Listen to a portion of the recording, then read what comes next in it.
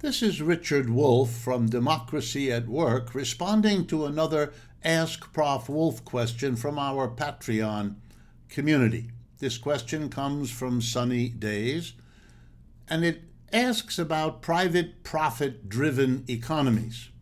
Have we always had them? Do they always get recreated? Are they permanent? Are they universal? And what can you say to people who believe such things? Let me respond, because this question is asked in many ways a lot, that the best way to respond is also to understand and convey an understanding of what this is all about. First of all, the simple, blunt answer is no. Economic systems have not always been driven by private profit. If you look at plantations based on slave labor, they often did not live up to or work like they were private, profitly driven. Same is true of feudal plantations, feudal manors as they were called in Europe, governed not by the master-slave relationship, but rather by the lord-serf, a quite different relationship. Then again, there were collective economies, primitive communisms, if you like, in which people together decided the issues of their economic reproduction without a private motivation or a private profit at all in the picture. So there's no question that we have had in the history of the human race many radically different economic systems, some governed by a private profit motive of the sort that governs today's capitalism, but many not governed by that at all.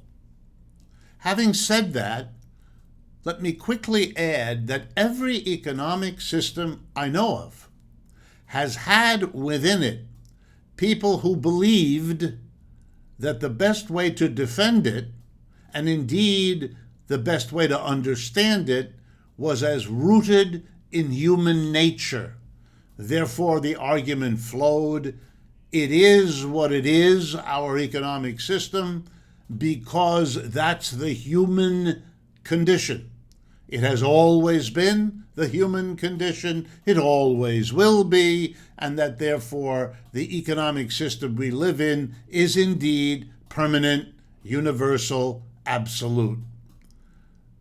Many people, precisely because somewhere they understood that economic systems rise and fall, tried to hold on to the particular system they were in to save themselves from confronting signs that it was decaying or dying or declining, by reassuring themselves that it was rooted in human nature, permanent, always.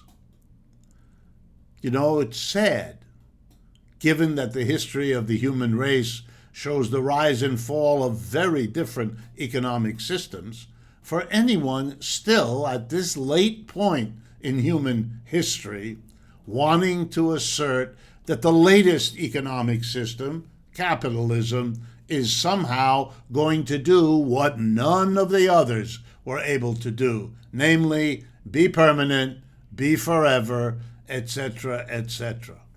Indeed, in the ironies and the contradictions that Hegel would have loved, the very progress capitalism made over the different feudal system that preceded it gave modern history, modern life, the tools with which to go back and look at our history and thereby discover that capitalism was not the perpetual, the permanent, the universal. So don't be surprised if you hear that said.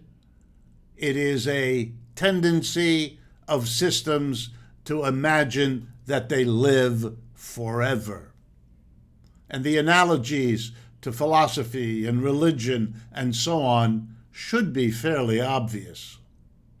And how do you deal with it? By telling the history, telling the story, explaining to people how radically different feudal manners were, how radically different ancient tribal economies were, how radically different slave economic systems were. Many of them never even calculated such a thing as profit. They didn't even know such a thing as profit, let alone organize their economy around its single-minded, prioritized pursuit. And by telling that story, you of course open the space. For what? For another, a new, a different system that doesn't prioritize profit. And let me conclude by hammering at that particular point.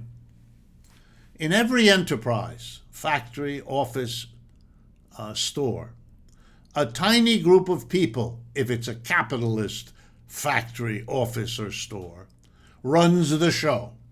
Whether it's the owner, the family that started the business, the family that inherited the business, or if it's a public company, the corporation, the major shareholders who together elect the board of directors, whoever it is, the people who own and run corporations are a small minority of the people involved in every productive enterprise, factory, office, or store.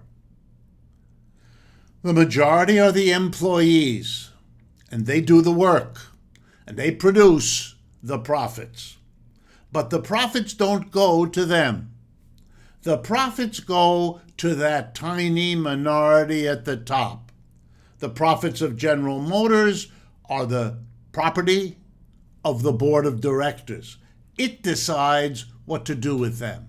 The mass of the employees of General Motors, the vast majority of people involved in producing what General Motors puts out, are excluded from profits. They don't get them, and they don't decide what to do with them.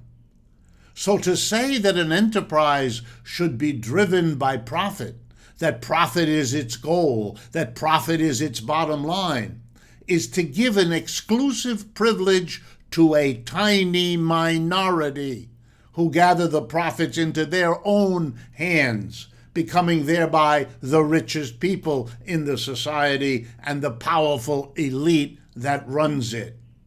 Don't be fooled. For them to say that private profit is built into human nature is permanent, is a desperate effort to make their fleeting historical moment at the top last forever, in the way that the feudal lords at the top dreamed of but couldn't get, the slave masters at the top dreamed of and couldn't get, and the people at the top of capitalism, the employer class, isn't going to get it either.